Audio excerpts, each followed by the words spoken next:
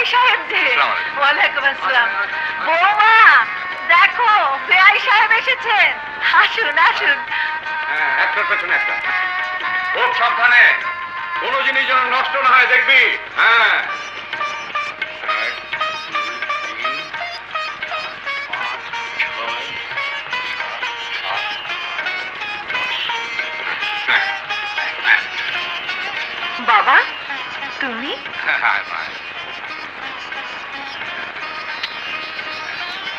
বেঁচে থাকো বাবা, বেঁচে থাকো। বৌমা বেআই সাহেবকে বসতে বলো, আমি আসছি।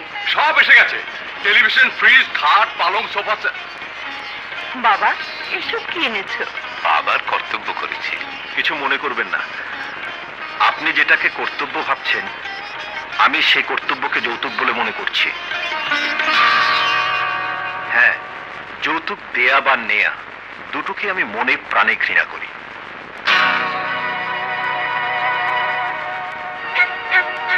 বেশ তো, তুমি একে যৌতুক ভাবছো কেন? আমি ভালোবেসেও তো দিতে পারি।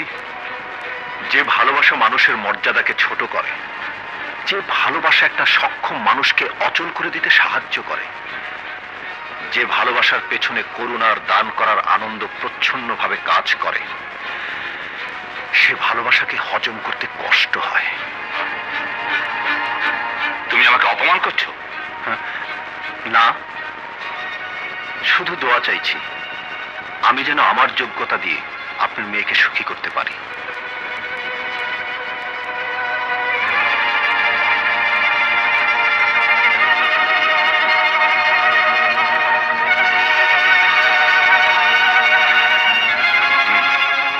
এই জিনিসগুলো ফিরিয়ে নিয়ে চল।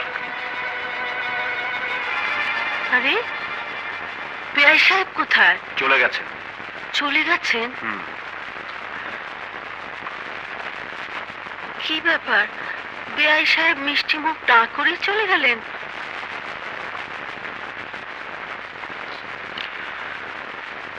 বিশ্বাস করো, আমি তোমার বাবাকে অপমান করতে চাইনি। তবু যদি অন্যায় হয়ে থাকে আমাকে ক্ষমা করে দিও।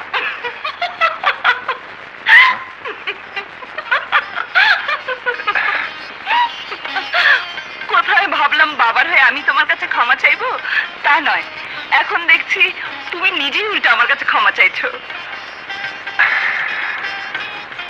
আজ আমি এমন স্বামীর গরবে গরবী, যে স্বামী তার যোগ্যতা দিয়ে তার স্ত্রীকে সুখী করতে চায়।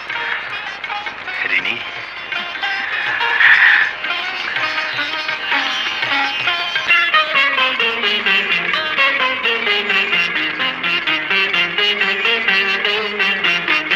ভালোবাসা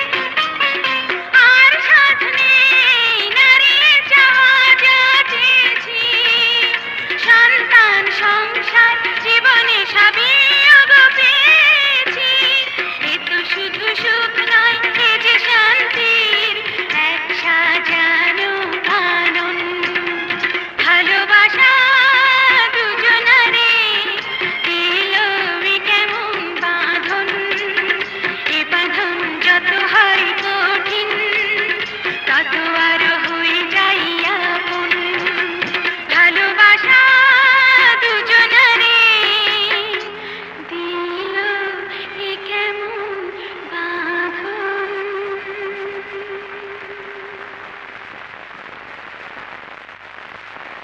আল্লাহ আমার প্রতি মেহেরবান। বাচ্চাও নেই, ঝামেলাও নেই। বাচ্চা হলে বড় হবে, বড় হলে বিয়ে হবে, বিয়ে হলে আপনাদের মতো ঝামেলা হবে। পৃথিবীতে অনেক বাপ মেয়ে আছে, কিন্তু আপনাদের মতো কেউ নেই। রহমত ভাই, হুম। বাবা আমার উপর রাগ করে যদি আমার বাড়িতে না এসে থাকতে পারে, তবে আমি কেন পারবো না? বাবা যতদিন আমার বাড়িতে না আসবে, আমিও ততদিন বাপের বাড়ি যাব না। আপনারা আপনাদের মান অভিমানের দড়িতে শক্ত করে গিট্টু দিয়ে বসে থাকুন।